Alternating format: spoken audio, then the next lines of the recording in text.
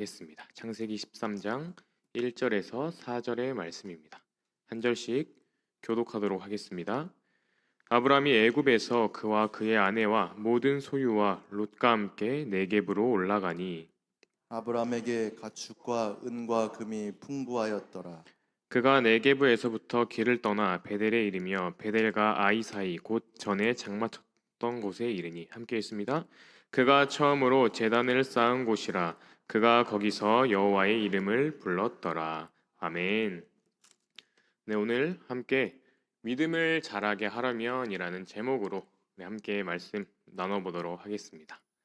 네, 말씀을 나누기 앞서서 간단하게 이제 저의 근황을 잠깐 말씀드리자면, 제가 이제 화요일부터 좀 장염을 심하게 앓았습니다. 제가 살면서 유일하게 이제 좀 자신 있게 내세웠던 것 중에 하나가 소화력이었는데, 이제 월요일 저녁에 뭘 잘못 먹었는지 화요일 아침부터 정말 이게 세상이 빙글빙글 도는 것처럼 너무 컨디션이 안 좋더라고요. 그래서 화수목금 오늘까지 이제 한 4일 동안 하루에 이제 죽 한 그릇으로 이제 때우면서 그냥 계속 집에서 좀 누워서 빌빌대고 좀 골골댔던 그런 일주일을 좀 보냈습니다. 그런 일주일을 보내면서 이게 육의 양식만 이렇게 뭐 하나 잘못 먹어도 이렇게 힘든데 영의 양식을 잘못 먹으면 내 영이 과연 어떤 모습이 될까라는 생각을 문득 했던 것 같아요.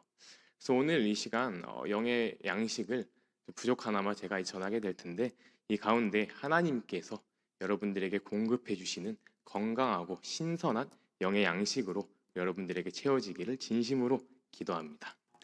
네, 우리 오늘 말씀의 제목이 믿음을 자라게 하려면이라는 제목인데요. 네, 이 제목처럼 오늘은 어떻게 하면 믿음이 자라게 할 수 있을까라는 질문에 대한 답을 우리 오늘 말씀을 통해 찾아보는 시간을 갖고자 합니다.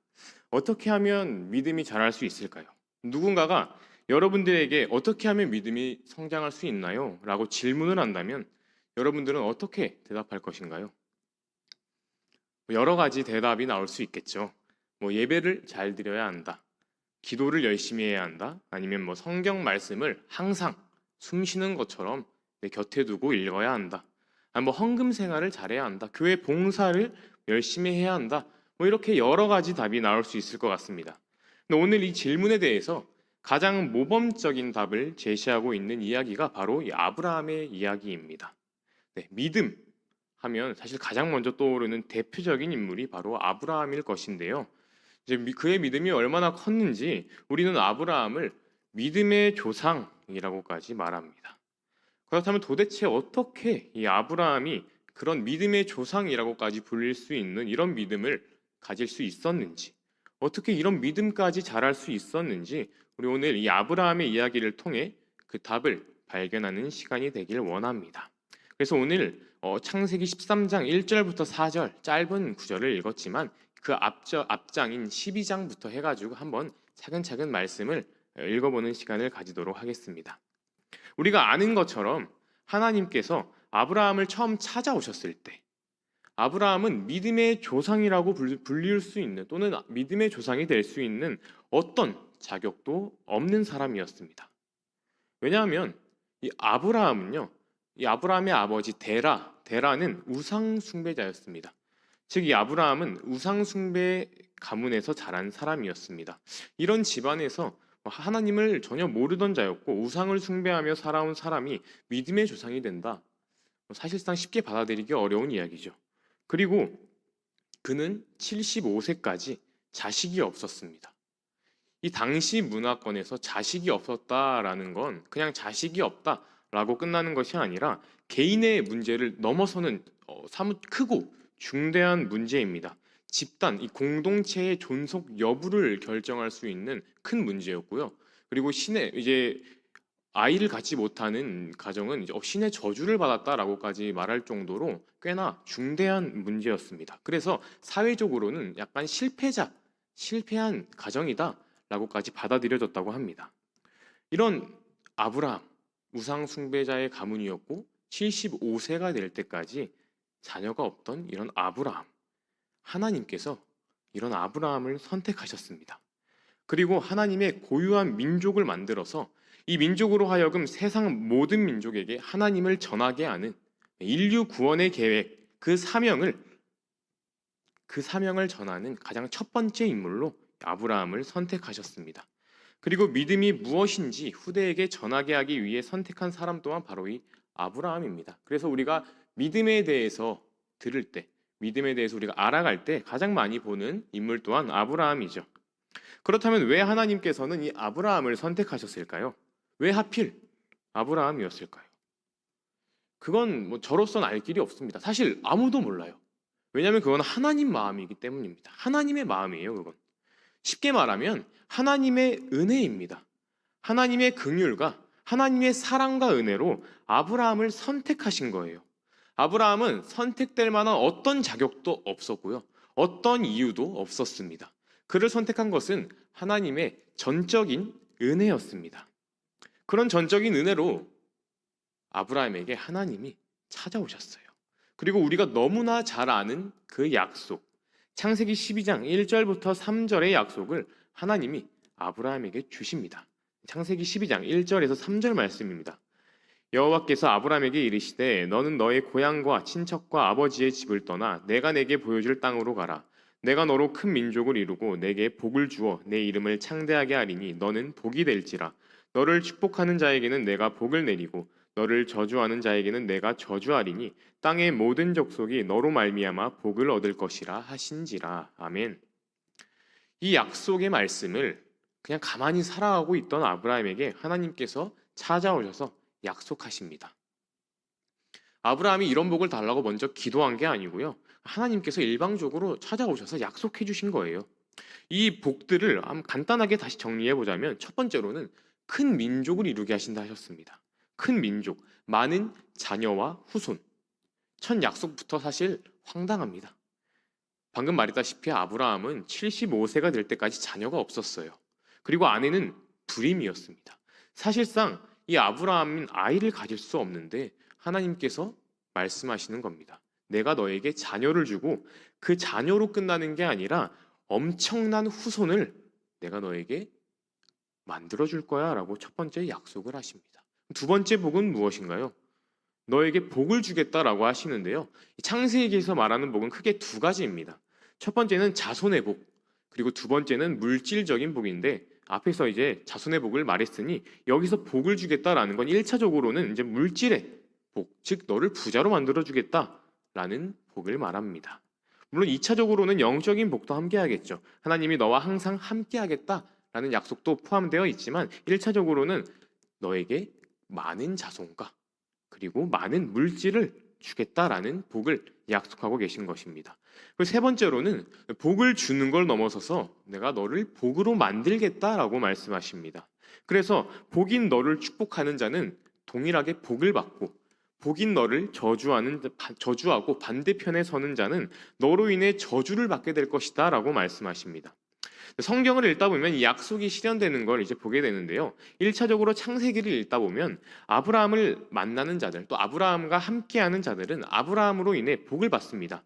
대표적으로는 이제 조카 롯이 있는데 아브라함을 따라다니다가 이제 이 롯도 복을 받게 되죠. 물질의 복도 있고 나아가 이제 소돔과 고모라에 가게 되지만 결론적으로 그 소돔과 고모라에서 건진받는 그런 복도 받게 됩니다. 그리고 2차적으로는요. 아브라함의 계보, 아브라함의 족보에 등장하는 예수님으로 인해서 온 천하 만민이 구원받는 이런 최고의 복을 창세기 12장 1절에서 3절의 말씀으로 약속하고 계신 것입니다. 그리고 마지막 약속은 가나안 땅, 이 가나안 땅을 너에게 주겠다라고 말씀하십니다. 지금 아브라함이 있는 곳은 다들 아시겠지만 갈대아인의 우르라는 지역입니다.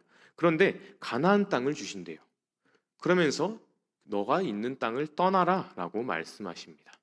우상이 가득 차 있고 세상적 가치관으로 가득 차 있는 그곳을 떠나라. 그리고 내가 너에게 약속한 그 땅으로 가라 라고 말씀하십니다. 그래서 아브라함이 약속을 믿고 떠난다면 하나님과 아브라함 사이에 언약이 세워지는 것입니다. 아브라함이 어떻게 하나요? 하나님께 인생을 맡기고 떠납니다. 12장 4절의 말씀인데요. 이에 아브라함이 여호와의 말씀을 따라갔고 롯도 그와 함께 갔으며 아브라함이 하란을 떠날 때 75세였더라. 네, 이렇게 아브라함은 여호와 하나님의 말씀을 따라갑니다. 이 말씀을 따라감으로 인해 하나님과 아브라함 사이에는 언약이 세워지게 돼요. 이 과정까지가 바로 하나님이 아브라함을 찾아와서 하나님과 아브라함 사이에 언약을 세워주신 과정의 이야기입니다. 그런데 이 이야기는 결코 아브라함에게만 해당되는 이야기가 아니에요. 우리들의 이야기와도 같습니다. 어떤 게 같을까요? 자격이 없는 우리를 찾아와서 하나님께서 선택해 주셨습니다. 우상 숭배자의 집안이고 세상적으로 보면 자식이 없어서 실패자와 같던 그 아브라함을 찾아와 선택하신 것처럼 아무런 자격이 없는 우리를 하나님께서 찾아오셨습니다. 우리가 선택받은 건 온전히 하나님의 은혜이자 긍휼 그리고 하나님의 사랑입니다. 그 은혜로 우리가 이 자리에 있을 수 있는 거예요. 아주 중요한 말씀입니다. 우리가 하는 것은 아무것도 없어요. 온전히 하나님의 은혜이자 긍휼입니다. 그 은혜로 우리가 오늘 이 자리 가운데 있을 수 있는 것입니다. 그리고 하나님께서 우리에게도 언약을 주셨는데요. 무슨 언약인가요? 영생을 주겠다라고 말씀하시죠. 그리고 천국 가는 그날까지 너희와 함께하겠다.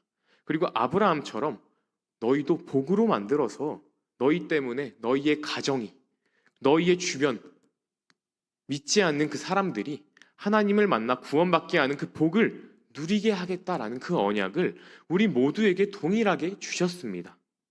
하나님이 자격 없는 아브라함을 선택해 찾아와 언약을 세우셨던 것처럼 자격 없는 우리를 선택해 찾아오셔서 언약을 세우셨습니다. 그렇다면 우리에게도 당연히 아브라함과 같은 그런 큰 믿음을 허락하신다는 것을 우리는 믿어야 하는 것입니다. 아브라함이 가졌던 그런 큰 믿음, 오늘날 하나님께서는 그 큰 믿음을 우리에게도 동일하게 허락하십니다. 다시 말씀으로 돌아와서 아브라함은 그렇게 하나님의 말씀을 붙잡고 약속을 붙잡으며 가나안 땅으로 이동했습니다. 약 480km 정도 되는 거리라고 해요. 이 거리를 차를 타고 간 것도 아니고요. 그 옛날에 그냥 말을 타거나 또는 걸어서 광야도 같은 그 위험한 거리를 위험과 모험을 감수하며 갔습니다. 그리고 마침내 가나안 땅에 도착을 했습니다. 여러분, 가나안 땅에 도착했을 때 아브라함의 마음이 과연 어떤 마음이었을까요? 어떤 마음이었는지 제가 정확하게 알 수는 없지만 이제 아마 제가 이제 여행을 간다라고 치면 이제 먼 목적지가 남은 그 여행지를 앞두고 열심히 갔는데 이제 그 여행지에 발을 디디기 바로 전 그런 설레는 마음이 좀 비슷하지 않을까요? 드디어 내가 이 길고 힘든 이 먼 거리를 이런 여정을 마치고 하나님께서 약속하신 그 약속의 땅에 도착했구나. 이제 이곳이 내가 살아갈 나의 땅이구나 하고 아마 기대했을 것입니다. 그런데 막상 도착해보니 하나님께서 약속한 상황과는 뭔가 달라요, 상황이. 당시 땅의 주인이 되려면 먼저 그 땅을 차지했어야 됩니다.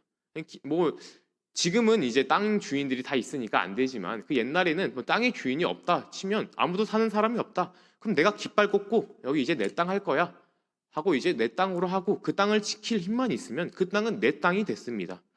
그러니 하나님께서 약속하신 땅이니 당연히 아무도 없겠지. 그냥 내가 가서 땅을 차지해서 깃발 꽂으면 되겠지라고 생각했는데 그 땅에 갔더니 이미 그 땅에 살고 있는 사람들이 있는 거 아니겠습니까? 오늘 12장 6절은 이렇게 말합니다. 아브라함이 그 땅을 지나 세겜 땅 모래 상수리 나무에 이르니 그때에 가나안 사람이 그 땅에 거주하였더라. 약속의 땅이니까 당연히 빈 땅이고 당연히 나밖에 없겠지 하고 생각하고 왔는데 이미 거주자가 있으니 얼마나 당황스러웠을까요? 그렇다고 싸워서 뺏을 힘이 있는 것도 아니고 이러지도 저러지도 못하는 상황이었을 거예요. 그 먼 길을 다 내던지고 왔는데 내가 가진 거 다 내던지고 내 기반 다 던지고 내 가족들 내 가문 다 던지고 왔는데 하나님께서 약속하신 것과는 뭔가 다른 상황. 얼마나 막막하고 답답할까요? 그런데 그런 아브라함에게 하나님께서 다시 나타나십니다. 그리고 불안해하고 의심하는 그의 마음을 아시고 다시 약속해 주시는데요. 12장 7절과 8절의 말씀입니다. 여호와께서 아브라함에게 나타나 이르시되 내가 이 땅을 내 자손에게 주리라 하신지라. 자기에게 나타나신 여호와께 그가 그곳에서 제단을 쌓고 거기서 베델 동쪽 산으로 옮겨 장막을 치니 서쪽은 베델이요 동쪽은 아이라. 그가 그곳에서 여호와께 제단을 쌓고 여호와의 이름을 부르더니. 정말 낙심하고 답답할 상황, 의심할 만한 상황이 왔는데 하나님께서 때마침 나타나 주십니다. 그리고 다시 한번 말씀하십니다. 이 땅을 너와 내 자손에게 줄 거야 라고 말이죠. 그래서 아브라함도 다시 한번 하나님을, 그리고 하나님의 약속을 붙잡고 내가 다시 한번 이 말씀을 붙잡고 살아가야겠다라고 다짐합니다. 그래서 땅을 배회하며 가는 곳마다 하나님을 예배하고 제단을 쌓습니다. 하나님을 예배하고 하나님을 향한 제단을 쌓습니다. 그러면 뭔가 좀 괜찮아져야 할 것 같잖아요. 하나님께 예배하고 하나님을 위한 제단을 쌓는데 뭔가 좀 괜찮아져야 될 것 같은데 현실은 전혀 그렇지 않습니다. 12장 10절의 말씀입니다. 그 땅에 기근이 들었으므로 아브라함이 애굽에 거류하려고 그리로 내려갔으니 이는 그 땅에 기근이 심하였음이라. 기근이 들었습니다. 잘 풀릴 줄 알고 왔는데 아브라함의 입장에서는 얼마나 황당하고 어이가 없을까요? 내가 그냥 그 땅에 잘 있었으면 이런 고통, 이런 힘듦 겪지 않아도 됐을 텐데 하나님 말씀만 믿고 여기까지 왔는데 그 땅에는 이미 사람이 살고 있고 어라? 내가 하나님의 약속을 다시 믿고 예배하고 있는데 이제는 기근까지 드네? 먹을 게 없네? 얼마나 어이가 없고 막막한 상황일까요? 그래서 아브라함은 자신이 할 수 있는 가장 합당한 생각을 떠올립니다. 가장 합당한 생각이 뭐였죠? 이곳을 떠나 기근의 영향을 받지 않은 애굽으로 가야겠다. 애굽은 나일강이 있으니 당시에 이런 기근의 영향을 최대한 덜 받는 풍족한 땅이었다고 합니다. 내가 애굽으로 가서 이 기근을 이겨내야겠다, 벗어나야겠다라고 생각합니다. 분명 믿음이 없는 행동입니다. 하나님께서는 분명히 아브라함과 아브라함의 자손에게 땅을 주겠다라고 말씀하셨어요. 찾아오셔서 이 땅을 분명 줄 테니 두려워 말고 의심하지 말라고 말씀하셨습니다. 하지만 삶의 어려움이 다가오니까, 삶이 힘들어지니까 하나님께 기도로 묻지 못하고 하나님의 방식이 무엇인지 생각하지 못하고 그냥 내 스스로 가장 합당한 방법을 결정합니다. 그렇게 애굽으로 내려가니까 아무것도 없잖아요. 덜컥 겁이 나기 시작합니다. 그럴 수밖에 없죠. 당시 애굽이 어떤 나라입니까? 가장 강대한 나라입니다. 가장 강대한 나라에 어떤 연고도 있는 게 아니에요. 아무도 몰라요. 그냥 낯선 이방인 A에 불과해요, 이 아브라함은. 그렇기 때문에 이 애굽에 가서 아브라함이 사라져도 아무도 신경 쓰지 않아요. 그냥 길거리에 가다가 밤중에 누가 이렇게 푹 후려쳐서 그 재물 다 뺏고 어디 그냥 이렇게 툭 던져 놓아도 아무도 신경 쓰지 않는 사람이에요. 그런데 설상가상으로 아브라함의 아내 사레가 너무 예뻐요. 너무 예쁘다고 성경은 누차 말합니다.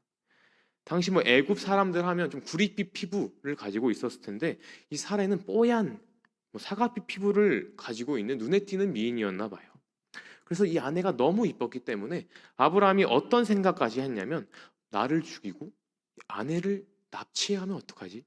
라고 생각합니다. 당시 문화가 이랬기 때문에 어쩔 수 없어요. 당시 문화는 힘이 강하고 권력이 강한 사람은 자신들이 원하는 여성을 자신의 아내로 삼을 수 있었기 때문에 아브라함이 이런 걱정을 하는 건 충분히 걱정할 만한 상황입니다. 만약 내가 이런 상황이었다면 어땠을까 상상해 봤는데 글쎄요, 아브라함보다 더하면 더했지 절대 덜하지 않았을 것 같아요. 누가 나를 죽일 수도 있고 내 아내를 납치해 갈 수도 있는 상황. 너무 무섭고 너무 두려운 상황이잖아요. 그래서 이 아브라함이 다시 장깨를 냅니다. 하나님께 묻지 않고 머리를 굴려요. 그렇게 머리를 굴려서 생각해낸 방법이 아브라함과 사라, 그들을 부부가 아닌 남매라고 소개하는 것입니다. 그러면 오히려 내가 이 아내로 인해서 목숨을 지킬 수 있겠다라고 생각합니다. 12장 11절부터 13절의 말씀인데요. 그가 애굽에 가까이 이르렀을 때 그의 아내 사레에게 말하되 내가 알기에 그대는 아리따운 여인이라.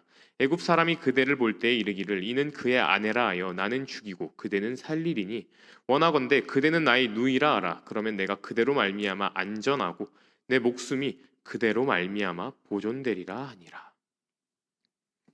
현실의 문제 앞에 사람은 이렇게 될 수밖에 없습니다.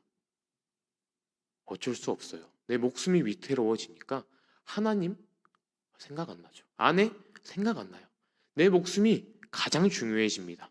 믿음의 조상 아브라함도 전혀 믿음의 조상다운 모습을 보여주지 못하고 내 목숨을 가장 우선시하는 인간적인 모습을 보여줍니다. 근데 이 아브라함이 이런 쪽으로는 조금 머리가 잘 비상했던 것 같아요. 아브라함의 예상대로 일이 일어나기 시작합니다. 사람들이 사라의 미모를 보고 감탄하고 소문을 내기 시작해요. 그 소문이 어찌나 빠르게 흘러갔는지 왕궁의 높은 사람들도 사라에 대해 알게 되고 왕궁의 높은 사람들이 알게 되니까 애굽의 왕 바로까지 사라에 대한 소문을 듣게 됩니다. 그래서 바로가 이 사라의 소문을 듣고 사라를 보러 가죠. 보니까 너무 예쁜 거예요. 그 아까 뭐라 했죠? 힘이 강하고 권력이 강하면 내가 원하는 여성을 취할 수 있습니다. 바로 애굽의 왕 누구도 이 바로보다 높은 자리에 없어요.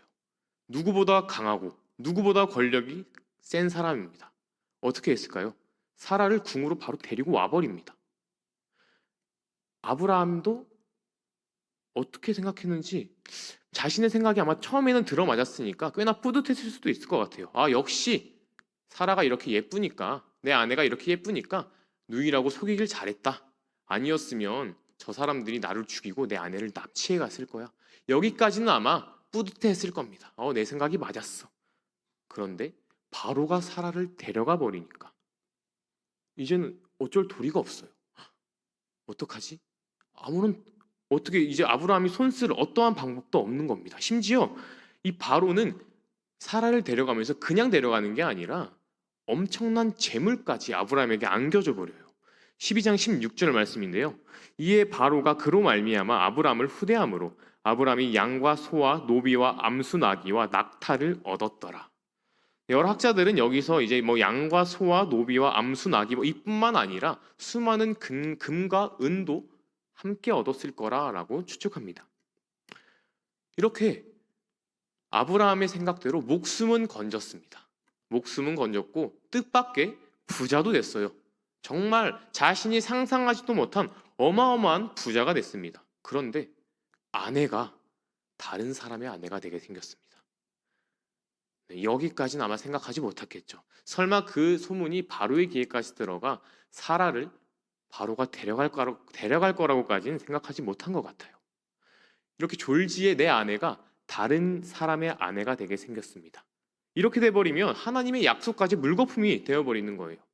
하나님이 아브라함과 사라의 사이에서 난 그 후손으로 인하여 수많은 자손을 약속하였는데 이 아브라함의 한 번의 결정으로 인해 걷잡을 수 없는 상황이 되어버렸습니다. 나 말고는 모든 상황이 뒤집어 버렸어요. 나 하나의 목숨 말고는 모든 것이 뒤엎어져 버렸습니다. 이때 하나님이 나섭니다. 우리 17절의 말씀인데요. 여호와께서 아브라함의 아내 사레의 일로 바로와 그 집에 큰 재앙을 내리신지라. 아멘. 실수는 지금 누가 했나요? 아브라함이 했습니다. 하지만 하나님이 뒷수습을 하기 위해 나서십니다. 바로의 집에 이제 재앙을 내리시는데요. 이 재앙은 두 가지로 추측합니다. 첫 번째는 꿈이나 환상으로 나타나셔서 이제 엄청나게 강한 경고를 했을 거다라는 것 한 가지와 두 번째는 이제 바로와 그의 가정에 나병이나 전염병으로 경고하셨을 거다라고 이렇게 두 가지로 추측을 하는데요. 무엇을 경고하냐면 이제 사라를 건드리지 말고 다시 돌려보내라. 그리고 아브라함과 사라 그리고 그 일동을 그냥 건드리지 말고 애굽에서 그냥 보내주어라 라고 경고했을 거다라고 추측합니다.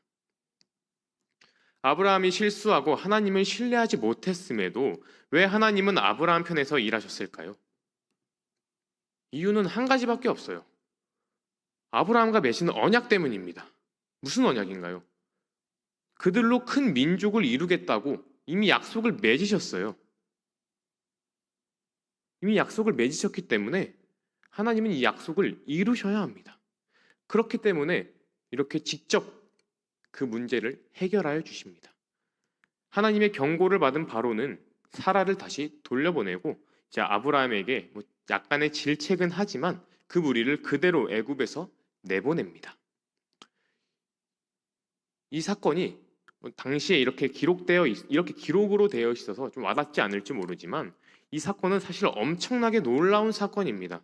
당시 가장 강성한 나라였던 애굽, 그곳에서 아브라함이 지금 무엇을 한 건가요? 말이 좋아 이게 자기 변명이지 이거 그냥 사기친 겁니다. 사기. 그 사기를 또 누구에게 쳤냐면 당시에 가장 권력이 강하고 가장 높은 자리에 있던 파라오, 바로 왕에게 사기를 친 거예요. 왕에게 사기를 쳤고 심지어 그 사기를 친 걸로 끝난 게 아니라 사기를 쳐서 막대한 재물까지 받았습니다. 원래대로라면 이 아브라함 당연히 죽어야 돼요. 그냥 죽는 것도 아니고 가장 처참하게 모두가 보는 앞에서 죽어야 합니다. 왜 그래야 하냐면 이 아브라함이 한 짓은 왕의 체면을 아주 그냥 깎을 대로 깎아버린 행동이에요. 이 아브라함을 그냥 살려보낸다면 왕의 체면이 말이 아니게 되는 겁니다. 절대로 살아나갈 수 없는 상황이에요. 그런데 어떻게 됐죠? 무사히 내보내졌어요. 살려보내줘야죠. 왜요? 하나님께서 직접 찾아오셔서 경고를 하셨으니까요. 이 아브라함은 하나님 덕분에 이런 약간의 질책만 받고 애굽을 떠날 수 있게 됩니다. 하나님의 보호 덕분에 살아난 거죠. 이 아브라함 왜 살려주셨을까요? 이유는 동일합니다. 하나님과 언약을 했기 때문이에요. 하나님께서는 아브라함과 언약을 하셨고 그 언약을 지키셔야 하니까요. 여러분, 하나님은 신실하신 하나님입니다. 당신이 하신 약속을 반드시 지키시는 분이에요. 반드시 지키고 반드시 이루시는 분입니다. 이 아브라함이 하나님과 언약을 맺으면서 비록 좀 부족했고 좀 흔들리긴 했지만 하나님을 신뢰하며 그리고 하나님의 말씀을 따라가며 자신의 고향을 떠나서 왔잖아요. 그러니 이제 하나님께서는 아브라함을 책임지시는 겁니다. 언약을 이루시기 위해 위기 속에서 건져 주시는 거예요. 이 아브라함은 하나님 앞에 너무나 신실하지 못했지만 하나님은 여전히 그에게 신실하셨습니다. 사기를 쳐서 애굽에서 추방당한 아브라함. 그럼 이제 아브라함이 갈 곳은 어디인가요? 어디로 갈 수 있을까요? 이 아브라함이. 애굽에서도 쫓겨났고 고향은 등지고 나왔고 갈 곳은 한 군데밖에 없습니다. 가나안으로 다시 돌아가야죠. 창세기 13장 1절에서 2절 말씀, 오늘 함께 읽은 본문인데요. 1절에서 2절 말씀 함께 보시겠습니다. 아브라함이 애굽에서 그와 그의 아내와 모든 소유와 롯과 함께 네겝으로 올라가니 아브라함에게 가축과 은과 금이 풍부하였더라. 여기서 2절이 아주 인상적인데요. 아브라함에게 가축과 은과 금이 풍부하였더라. 애굽으로 내려갔다가 아브라함이 한 게 무엇이죠? 실수했고 죄만 짓고 덕분에 아주 그냥 너덜너덜해져서 다시 올라왔습니다. 하나님의 은혜 덕분에 겨우 살아 돌아왔어요. 그런데 지금 말씀이 표현하는 그의 모습은 어떻게 표현되어 있나요? 아브라함에게 가축과 은과 금이 풍부하였더라. 부자가 됐대요. 아브라함이 한 것이라고는 실수한 것밖에 없고 죄를 지은 것밖에 없는데 그냥 내 생각대로 한 것밖에 없는데 부자가 됐다고 말합니다. 이게 무엇을 의미하냐면 하나님께서 아브라함과 맺은 언약을 이루어주고 계신 거예요. 아브라함은 불신실했는데 하나님께서는 신실하게 아브라함과 맺은 언약을 이루어주고 계시다라는 것을 말씀이 보여주고 계신 거예요.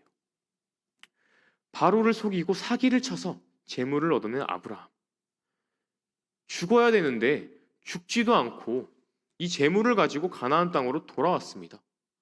이 사기를 쳐서 막대한 재물을 얻은 어떻게 보면 사기꾼일 수도 있는 아브라함. 그런데 죽지도 않고 다시 가나안 땅으로 돌아왔어요. 정말 사기 같은 일이 지금 벌어진 겁니다. 어떻게 벌어졌어요? 하나님께서 이 언약을 붙잡고 이루어주고 계셨기 때문에 가능했던 일입니다.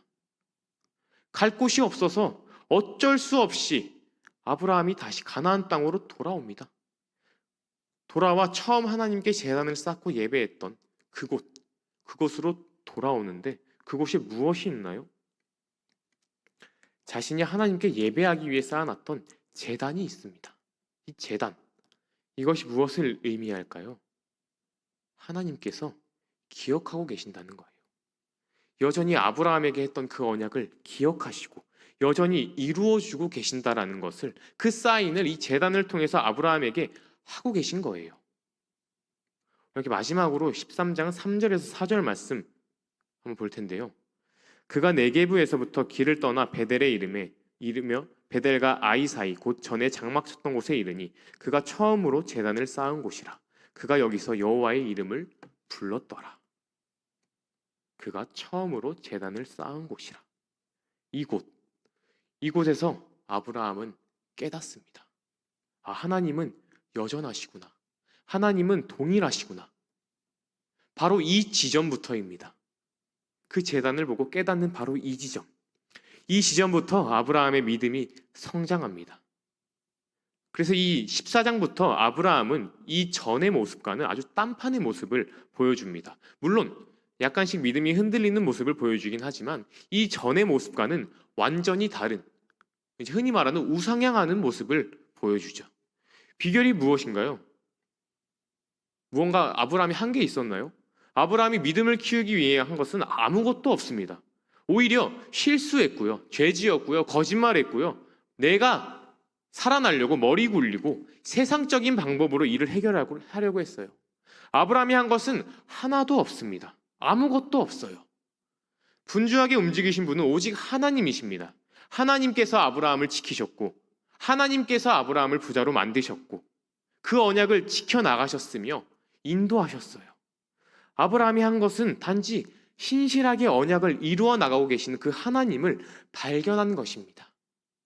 하나님이 여전히 그 자리에 계시는구나. 하나님이 여전히 나와의 언약을 이루어 나가고 계시는구나. 발견한 것밖에 없어요. 나는 불신실하고 나는 하나님의 약속을 의심하고 나는 삶의 문제가 힘들어질 때 내 방법을 고수했지만 하나님은 여전히 신실하게 나와의 약속을 지키셨고 나를 포기하지 않으셨고 나를 지켜주셨고 인도하셨고 내가 약속을 저버리려 할 때는 나를 어루고 달래며 위로하셨고 나에게 소망을 주시고 약속을 이루어가고 계셨다는 것. 그것을 아브라함은 발견한 거예요. 그것을 발견하니 아브라함의 믿음이 거짓말처럼 성장하기 시작한 겁니다. 나는 실수했고 나는 의심했지만 하나님은 여전히 나와의 언약을 이루시고 계셨네. 하나님, 다시 내가 하나님을 신뢰하겠습니다. 더 내가 하나님을 의지하겠습니다. 라고 결단한 것이 오늘 아브라함이 한 모든 것입니다. 그랬더니 하나님께서 아브라함의 이 믿음을 어루만져 가신 것입니다. 이 실수들과는 반대로 자신과의 언약을 이루어 나가시는 하나님을 보니까 이제 하나님께 내 인생을 맡겨야겠다. 그래서 이제는 하나님께 묻고 내 방식대로 하는 게 아니라 하나님의 방식대로 해보고 그렇게 한 번, 두 번, 10번, 20번 해보니까 내 안의 믿음이 나도 모르는 새 하나님이 이끌어 가시는 대로 자라나고 있던 거예요. 우리의 인생도 마찬가지입니다. 삶의 문제 앞에서 하나님의 약속을 의심하고 내 앞에 있는 문제 해결을 위해 머리를 굴리기도 하고 세상 방식을 의지하기도 하고 두려운 상황에서 거짓된 모습을 보이기도 하는 우리의 모습. 그럴 때 하나님이 우리를 버리시나요? 너희 이런 모습 보니까 내가 구원해 주기로 했던 거 취소해야겠다. 취소하시나요? 아니요. 하나님은 우리를 끝까지 붙들고 계십니다. 우리를 불쌍히 여기시고요. 어르고 달래서 다시 믿음을 가질 수 있는 그 길을 계속해서 제시해 주십니다. 깨닫게 하시고요. 하나님의 말씀을 듣고 회개하게 하시고요. 하나님께 다시 믿음으로 결단할 수 있는 예배의 자리로 늘 인도하고 계십니다. 애굽에서 실패한 아브라함을 다시 그가 처음 제단을 쌓았던 가나안 땅으로 인도해서 하나님께서 여전히 나를 사랑하시고 나와의 언약을 기억하고 계신다는 것을 발견하게 하신 그 하나님, 그 하나님께서 오늘 동일하게 우리에게 함께 일하시고 계신다는 거예요. 삶의 현장에서 거짓말하고 하나님의 뜻대로 살지 못하고 말씀대로 살아가지 못하고 하나님을 신뢰하지 못하고 그리스도인답게 살지 못해도 영적으로 실패자같이 살아가도 내가 추악에 넘어졌더라도 오늘 이 예배의 자리에 다시 인도하셔서 하나님의 말씀을 듣게 하시고 회개하게 하시고 다시 기도하고 다시 결단해서 다시금 하나님께로 나아갈 수 있게 하는 이 자리로 인도해 주시는 거예요. 아브라함에게 그렇게 일하셨던 것처럼 오늘 우리들에게도 그렇게 일하시고 계십니다. 중요한 건요, 하나님은 여전히 신실하시구나, 한결같으시구나, 나를 버리지 않으시는구나. 내가 죄짓고 내가 기도하지 않고 순종하지 않게 살아왔는데 오늘 어떻게 부여잡고 이 예배의 자리에 왔더니 이런 죄투성이인 나를, 이런 죄인인 나를 여전히 받아주시네. 여전히 나를 달래주시고 여전히 나를 위로해 주시고 여전히 나를 결단할 수 있게 하시네. 그 은혜를 우리가 발견해야 하는 것입니다. 그 은혜를 발견하고 그렇게 해주시는 하나님을 더 신뢰하고 의지할 때 우리의 하나님을 붙들어가는 그 결단이 서게 되는 것입니다. 믿음이 자라난다는 것은요, 우리의 노력이 절대로 들어가지 않아요. 우리의 행위가 들어가지 않아요. 믿음이 자란다는 건 하나님께서 우리에게 행하신 일을 발견할 때, 그때 자라나게 되는 것입니다. 기도를 많이 하고 봉사를 많이 하고 예배를 열심히 드리고 헌금을 많이 하는 이런 내 노력이 아니라 하나님의 나에게 행하신 그 놀라운 일을 발견할 때 내 믿음이 자라는 거예요. 그렇게 내 믿음이 자라났다면 그 자라난 믿음이 나를 봉사하게 하고 나를 더 기도하게 하고 나를 더 예배의 자리로 이끌어가고 나를 더 부르짖게 하는 것입니다. 절대 내 노력으로 내 믿음이 자라나는 게 아니에요. 우리가 오늘 어떤 삶을 살았던 간에 우리는 지금 동일하게 이 자리 가운데 나와 있습니다. 이 자리가 어떤 자리입니까? 이 자리는요, 아브라함이 애굽에서 실패하고 하나님 말씀 저버리고 내 방식, 내 마음대로 살다가 마지못해 터벅터벅 걸어갔던 그곳. 걸어갔더니 여전히 하나님께서 날 기다리고 계시네. 내 예배를 기다리고 계셨네. 바로 그 자리. 오늘 이 자리가 바로 그 자리인 것입니다. 예배 올 때마다 우리가 명심해야 할 것이 바로 그것입니다. 이 자리는 우리의 힘이나 우리의 노력으로 온 것이 아니라 하나님께서 이 자리로 우리를 이끄셨기 때문에 우리가 올 수 있는 자리인 것입니다. 하나님께서 우리를 이끄시며 봐라, 내가 여전히 너를 사랑하고 내가 여전히 너와의 약속을 가지고 여전히 신실하게 너를 이끌어가고 너를 인도하는 하나님이다 라고 선언하는 자리가 바로 이 자리인 것입니다. 이 자리에 올 때마다 이런 은혜를 발견한다면 저와 여러분의 믿음은 자랄 수밖에 없는 거예요. 자라지 않고는 못 견디는 거예요. 아브라함처럼요, 이렇게 별 볼 일 없고 믿음의 조상답지 않은 모습을 보인 이 아브라함이 하나님의 신실하신 은혜와 사랑 때문에 그 은혜를 봤을 때, 그것을 인정했을 때 자신의 인생을 하나님께 맡기고 이제 하나님의 방식을 취하고 그렇게 살아갈 수 있던 것처럼, 그런 믿음이 자리 잡았던 것처럼 오늘 우리도 우리를 이끌어 가시고 우리를 이 자리 가운데로 인도하신 그 하나님을 발견할 때 아브라함과 같은 믿음이 자라날 수 있는 것입니다. 그러니 오늘 여러분께 도전하고 싶은 것은 바로 이것입니다. 늘 이 예배에 올 때마다 여러분을 향하고 있는 하나님의 신실한 사랑과 은혜를 볼 수 있어야 합니다. 오늘도 여러분을 사랑하셨기 때문에, 여러분을 포기하지 않았기 때문에, 여러분을 향한 언약을 붙들고 계셨기 때문에 우리를 동일하게 오늘 이 자리 가운데로 부르신 겁니다. 그리고 오늘 우리가 결단하길 원하십니다. 아브라함처럼요. 하나님을 더 신뢰하겠습니다. 한결같은 하나님께 제 인생을 맡겨보겠습니다. 이런 결단이 예배 시간마다 우리의 삶 가운데 일어난다면 우리는 이 아브라함처럼, 아니요, 더 나아가 예수님처럼 장성한 믿음의 분량에 이를 수 있을 것입니다. 오늘 우리 함께 기도하시며 함께 결단하시어서 이런 믿음의 자리에 이런 믿음의 분량을 가지시게 되는 여러분들이 되시길 진심으로 기도하고 축복합니다.